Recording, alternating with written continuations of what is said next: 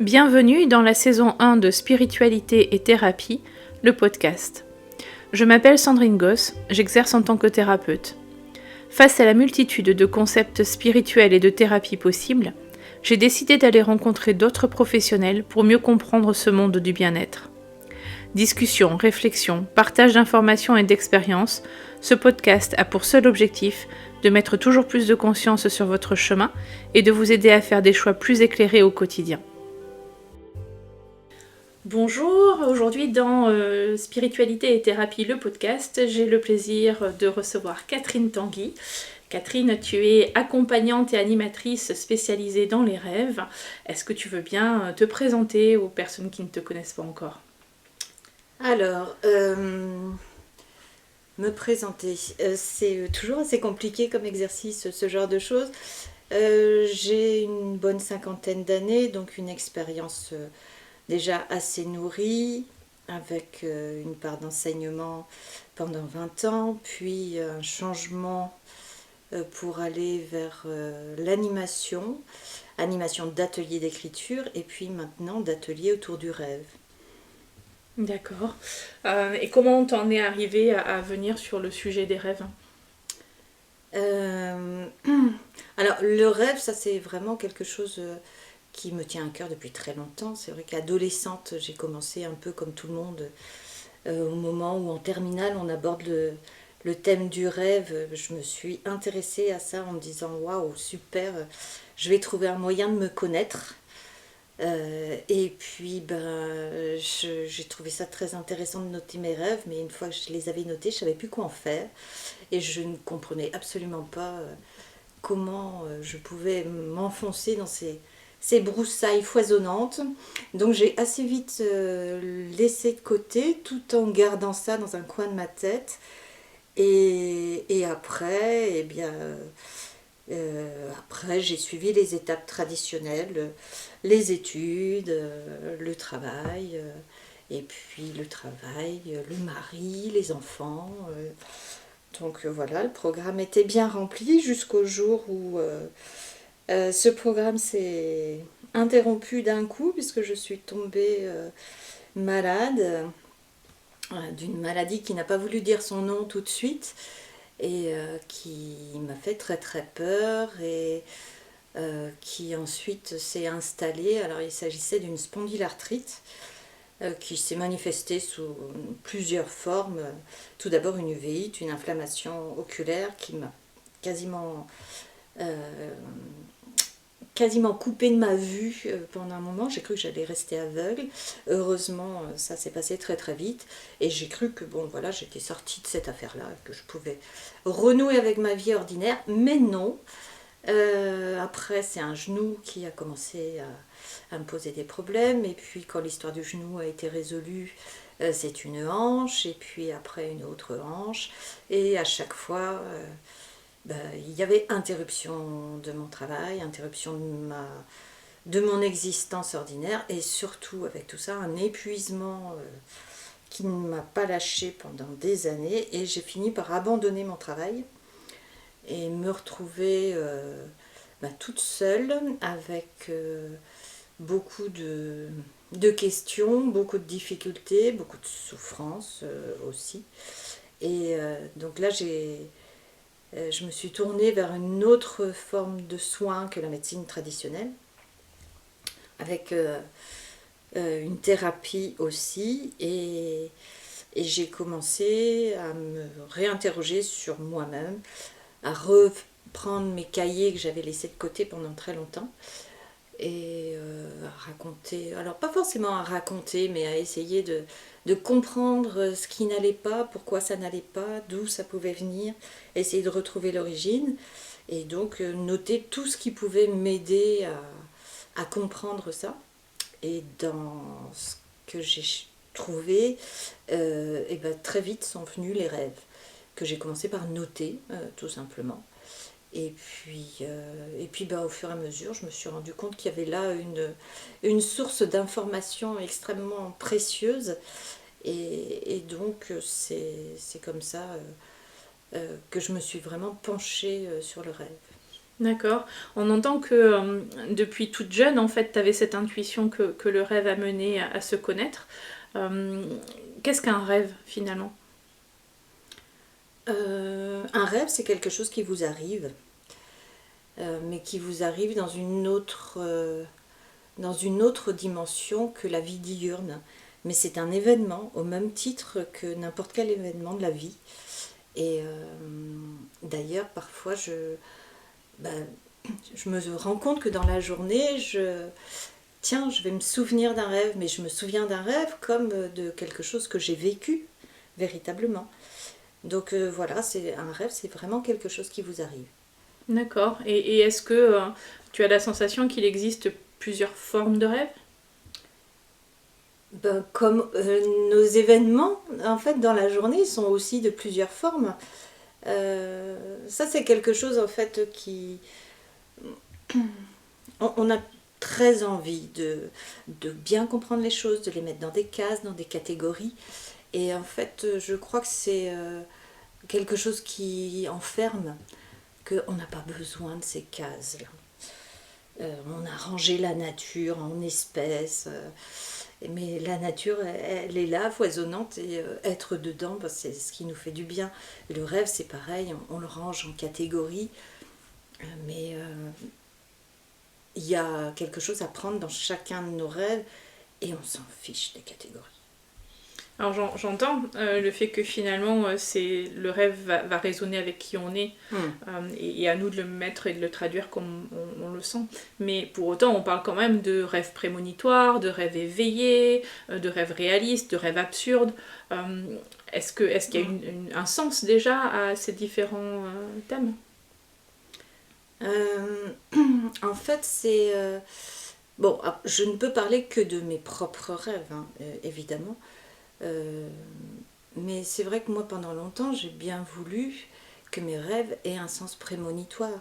Parce que quand on est coincé sans rien pouvoir faire d'autre que d'attendre que la douleur passe, euh, que différentes tentatives de retrouver la santé soient efficientes, eh ben, on attend et on espère qu'il y aura du mieux toujours. Et que le rêve peut-être justement va nous annoncer quelque chose de mieux. Donc ça c'est un petit peu aussi l'attitude qu'on a quand on est bloqué dans la vie. On va aller chercher par exemple dans les cartes d'oracle ou dans des personnes qui peuvent avoir accès à d'autres informations que les informations ordinaires, on va chercher auprès d'eux des moyens de se rassurer sur ce qui va pouvoir nous arriver. Et le rêve, on peut effectivement imaginer qu'il puisse avoir une part prémonitoire. Mais je pense que c'est plus intéressant de considérer que le rêve nous fournit un tableau de quelque chose qui est déjà présent, mais qui est présent dans une part de notre existence qui n'est pas encore advenue, qui n'est pas encore manifestée. C'est-à-dire qu'il y a d'un côté ce qu'on vit dans la journée, et d'un autre côté notre être profond qui lui ne vit pas forcément au même rythme et qui ne vit pas forcément la même chose. Et parfois, eh bien, on croit être prêt à aborder une part de notre existence dans la vie réelle. Et puis, dans le rêve, on se retrouve avec... on a oublié nos affaires, on n'a pas pris le billet pour le train. Et en fait, on n'est pas forcément prêt. Et de la même manière, parfois, quand on voit dans le rêve des scénarios qui nous montrent arriver, eh ben, on est peut-être prêt d'un point de vue psychique, mais pas encore prêt d'un point de vue réaliste. On a encore du chemin à faire dans la vie réelle. Donc c'est pour ça, le rêve prémonitoire, pour certains certainement, mais je crois qu'il vaut mieux le regarder comme une information de quelque chose qui est déjà présent. D'accord. Peut-être certaines personnes qui vont écouter ce podcast pourraient réagir et je les invite à laisser un commentaire par rapport à ça parce que je peux connaître des personnes qui vont vivre un rêve, peut-être même collectif, qui va toucher une situation et se rendre compte 2-3 jours après que la situation qu'ils ont rêvée a été réalisée dans la vraie vie. Comment t'expliques ça? Parce que en fait le temps dans lequel on vit n'est pas forcément euh, enfin comment dire ça, c'est assez compliqué parce que je connais pas de théorie là-dessus, mais le rêve à mon avis nous fait basculer dans un temps qui n'est pas le même. Alors en venant, je m'interrogeais parce que dans un de mes rêves très récemment, là, j'ai croisé une personne de ma famille qui est défunte depuis longtemps et qui vient de m'apporter une information cruciale pour moi, qui change totalement je l'espère, parce que pour l'instant c'est pas encore arrivé, mais qui, à mon avis, marque quand même une étape dans ce que je vis. Sauf que je me suis dit, mais pourquoi je la reçois maintenant, cette information? Parce que bon, ça fait longtemps que j'en ai besoin. J'aurais bien aimé l'avoir bien avant.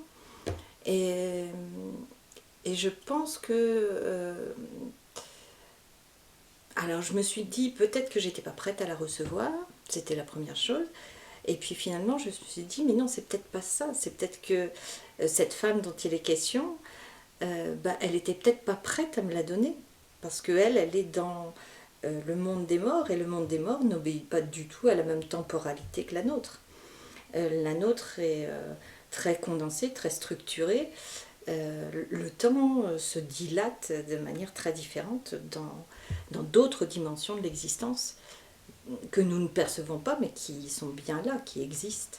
Donc là, tu parles ligne du temps, tu parles quantique? Sûrement, même si dès qu'on parle de choses comme ça, étant donné que je suis quand même plutôt littéraire que scientifique, ce sont des thèmes que je connais évidemment, mais que je ne maîtrise pas du tout, donc je préfère ne pas utiliser ce genre de vocabulaire. D'accord. Et où est-ce que tu places l'inconscient alors est-ce que on peut en parler dans le rêve? Alors, le rêve parle justement de l'inconscient. Mais l'inconscient, alors moi je n'utilise pas ces termes-là dans des acceptions complexes, psychanalytiques. L'inconscient, c'est tout simplement ce qui n'est pas conscient, ce qui n'est pas arrivé à notre conscience, qui est présent mais qui reste dans l'ombre, ce qui nous est inconnu tout simplement. D'accord. Euh, du coup, quand tu parles d'avoir accès à certaines personnes qui viennent te transmettre des informations, par mes propres recherches, il est dit que quand on dort, on quitte son corps et donc on rejoint un univers. Et peut-être on peut accéder aux mémoires akashiques et à ce moment-là, est-ce qu'on peut supposer que les messages donnés par les rêves viennent de cette bibliothèque, effectivement, dans toutes les directions du temps? Le terme que tu as utilisé, le terme de mémoire, alors moi je laisse de côté akashique parce que c'est pareil, ça fait pas partie de mon vocabulaire. Mais le terme de mémoire, oui, c'est le terme le plus important, à mon avis, pour le domaine du rêve. On a accès à une mémoire qui est bien plus vaste que la nôtre par le rêve. Ok. Moi j'ai une question pratique. Est-ce qu'on rêve tous? Oui. Alors comment ça se fait qu'on ne s'en rappelle pas forcément? Alors après, ça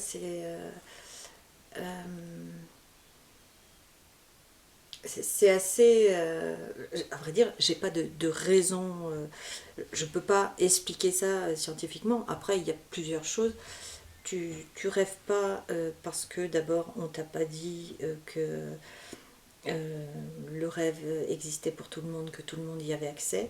Parce que tu crois que dans le rêve, il y a juste ce que tu vis dans ta journée, que tu revois pour l'assimiler Et puis il n'y a rien d'autre, donc il n'y a pas d'informations intéressantes à aller y piocher. Donc ça n'a pas grand intérêt en fait d'aller sonder le rêve. Et puis parce que tu crois aussi, et là c'est là que Freud a fait beaucoup de mal, que tu vas découvrir des parts de toi que tu préférerais garder cachées. Et parce que ce ne sont pas des images valorisantes qui montrent de toi le tableau d'une personne assoiffée de sexe et de crimes et de tout ce qu'on veut. Donc inconsciemment, même si tu te dis ah ouais, si, il y a sûrement des informations intéressantes, bah, tu vas quand même pas y voir. Tu as trop peur de ce que tu vas découvrir. Oui, parce qu'on a l'impression que rêver, ça va faire émerger tous les tabous Voilà. de notre histoire, voire d'une histoire plus grande encore que celle à date. Ouais. Et qu'est-ce que tu en penses, toi, de tout ça? Bah, en fait, c'est juste ne pas avoir peur de sa part d'ombre. On parle d'ombre parce que c'est quelque chose qui est resté caché et qui est dans les profondeurs. Mais c'est pas. Et c'est vrai que dans le rêve, on va plonger dans quelque chose de noir. Mais le noir, c'est pas une couleur sinistre et c'est pas la couleur de l'horreur, c'est juste la couleur de ce qui n'a pas été dévoilé. Oui, c'est la couleur avant qu'on mette la lumière. Voilà, c'est ça. D'accord. Alors, peut-être avant d'aller sur la partie thérapeutique du rêve, on pourrait parler de comment fait-on pour bien rêver, comment fait-on pour se rappeler de ses rêves. On parle d'exercice, d'entraînement. Comment toi t'as fait au fur et à mesure pour te rappeler de tes rêves?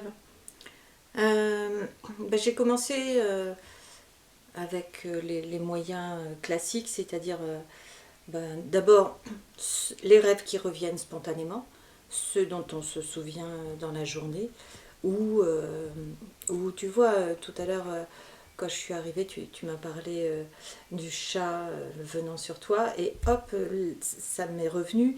Cette nuit, j'ai aussi rêvé d'un chat qui venait se poser sur mes épaules. Donc quelque chose dans la journée va te permettre de te souvenir de ce dont tu as rêvé. Alors ça, bon, si ça arrive tout seul, c'est bien. Mais après, pour aller chercher plus profondément, c'est vrai qu'il y a l'idée du carnet à côté du lit. Et de ne pas se mettre en mouvement, de ne pas nécessairement allumer la lumière, mais commencer à écrire. Ou, alors moi j'ai commencé avec un carnet, mais évidemment maintenant on peut utiliser d'autres moyens. On peut enregistrer et c'est plus rapide. Donc après avoir été interrompue par le fameux chat dont tu parlais à l'instant, donc tu parlais du fait que on pouvait noter dans un carnet et pas forcément allumer la lumière au moment où on voulait pour rester un peu dans cette ambiance du rêve et de ce qui revient. Alors c'est ce que j'avais fait et en fait j'avoue que pour moi ça fonctionne pas très bien. C'est-à-dire que après je retombais sur les feuilles avec des trucs que j'avais notés et je comprenais pas du tout ce que ça voulait dire. Donc j'ai arrêté de faire ça et j'ai plutôt pris le temps.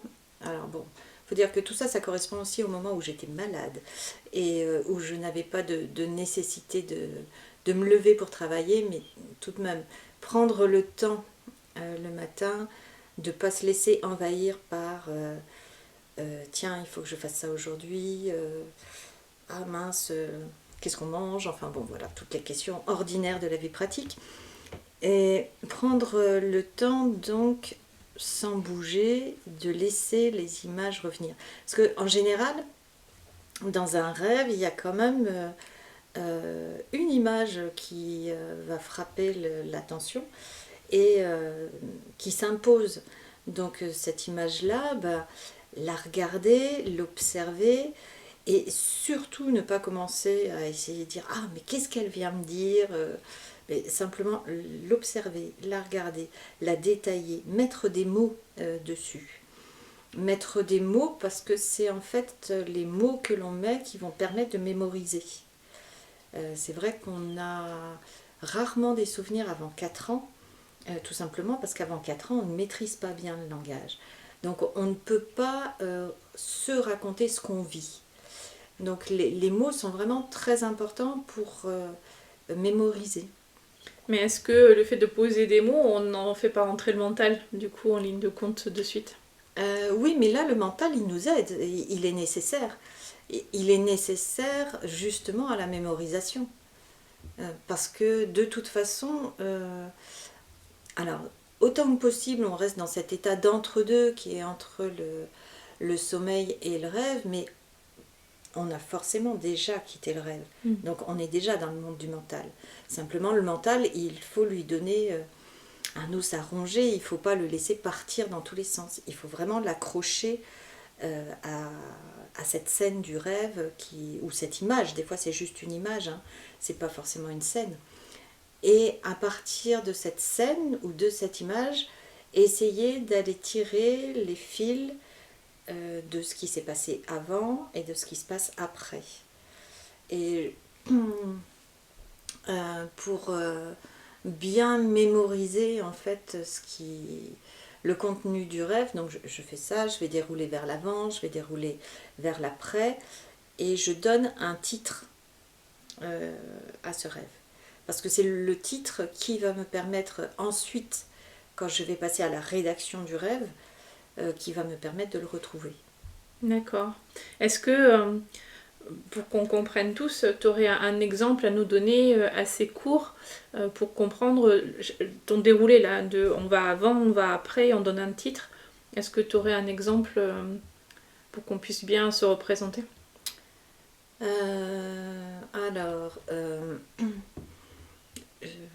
Il faudrait que je retrouve un rêve. Un rêve de cette nuit, par exemple. Je vois un homme que je connais qui fait un geste vers mon mari, puisque c'est lui qui est dans le rêve. Et ce geste-là, c'est un petit peu comme... c'est un geste avec les doigts. Avec 2 doigts pointés sur mon mari, le pouce levé, comme si d'une part on disait bah, tiens, toi je te connais, et d'autre part comme si on tenait un revolver. Et donc il y a cette scène là qui est évidemment l'image qui m'a frappée dans le rêve. Et après, je me dis bon, et qu'est-ce qui se passe ensuite? Ensuite, je vois mon mari qui fait le même geste en direction de cet homme-là, et je vois que cet homme s'éloigne. Sauf que je comprends où il va, parce que dans le début du rêve, on était dans une grande pièce, invité pour un repas, et la table n'était pas suffisamment grande pour accueillir tous les convives. Donc il y avait une partie des convives qui était dans une grande pièce intérieure, et une autre partie qui était à l'extérieur, dans une espèce de véranda. Et les 2 tables étaient divisées en fonction de l'âge des convives. Donc nous étions à la table des adultes, et à l'extérieur, il y avait la table des enfants, des plus jeunes. Et cet homme donc se dirigeait vers cette table-là. Donc voilà, je vais retrouver en fait les éléments du rêve en me demandant mais tiens, d'où ça vient. En fait, je me pose des questions moi-même. Quand j'essaye de retrouver le scénario du rêve, c'est où est-ce que ça se passe, quand, qui est présent, est-ce qu'il y a des objets, est-ce qu'il y a des lumières, est-ce qu'il y a des personnes que je connais, est-ce que... voilà, en fait, je me pose des questions tout simplement. Mais ce sont les questions habituelles du récit. Hein. C'est qui, quand, où, et comment, quoi. Enfin, c'est voilà. Ce sont toutes ces questions-là. Et donc, si je t'entends, tu pars... En fait, naturellement, moi j'aurais tendance à essayer de me rappeler depuis le début et à renoter tout le rêve. Et en fait, chronologiquement parlant, mais en fait, c'est peut-être plus intéressant de partir de l'image qui nous a vraiment... qui a retenu notre attention, parce qu'elle nous a pas forcément choqués, mais et ensuite de partir de cette image-là et de remonter le rêve ou de le faire avancer. C'est plus, on obtient plus d'informations dans ce sens-là. Oui, je pense que c'est plus facile, parce qu'en fait la scène qu'on a retenue, c'est celle qui a frappé notre attention. Et elle prend toute la place en fait, puisque justement c'est celle qui nous a frappé. Et alors, après, il y a la deuxième partie qui est le moment, pour moi, où je passe à l'écriture. Et l'écriture, c'est un mouvement. Et c'est quelque chose qui a été expérimenté euh, dans les séries, par exemple, Je me souviens. À partir du moment où on commence à écrire Je me souviens, même si on ne sait pas du tout ce qu'on va écrire avant de commencer la phrase, et ben en fait, il y a quelque chose qui se libère. Et le mouvement de la main pour aller vers l'écriture va enclencher quelque chose. Et alors ça, c'est une chose, c'est-à-dire pour moi, l'écriture permet de se mémoriser clairement des choses. Et puis d'autre part, une fois qu'on a mis par écrit, on peut aussi soulager, alléger en fait notre mémoire. C'est-à-dire que bah voilà, ça y est, la scène qui est la scène centrale, celle qui prenait toute la place, ça y est, je l'ai notée. Je l'ai notée, donc c'est bon, je peux, j'ai plus besoin de la mémoriser. Ça y est, je peux l'évacuer et pour laisser la place à autre chose. Et c'est là que les autres scènes vont pouvoir prendre place. Mais aller chercher à raconter un rêve de manière chronologique, en disant, ben voilà, au début il y avait ça, placer le cadre, on est dans une organisation qui est déjà de l'ordre du discours, de l'argumentation, de la présentation à autrui. Or là, pour l'instant, on ne cherche pas ça, on cherche juste à mémoriser. D'accord. Juste une parenthèse, quelqu'un qui serait pas à l'aise avec l'écriture, est-ce que le fait de s'enregistrer dès le réveil et peut-être de poser des mots, est-ce que ça va induire quand même la même libération de souvenirs de son rêve Oui, oui, oui. Et alors c'est vrai que ça c'est quelque chose qui se pratique souvent autour de la table du petit déjeuner. De quoi t'as rêvé cette nuit? Et ben là, oui, le raconter à quelqu'un. C'est comme une histoire drôle. Les histoires drôles, et ben c'est à force de les raconter qu'on s'en souvient. C'est comme ça fonctionne comme ça aussi la mémoire. Alors il y a ceux qui oublient les chutes, voilà, mais bon, après c'est un entraînement. Et est-ce que le fait d'en parler, pour l'avoir vécu personnellement aussi, et je pense qu'on le vit tous, finalement on en parle et on sait plus si c'est de l'ordre du rêve ou du mental qui est intervenu et finalement on sait plus trop si c'est... Alors, au-delà du fait que ça peut être complètement absurde, on sait plus quelle est la part vraiment du rêve et la part de ce qu'on a envie de se raconter.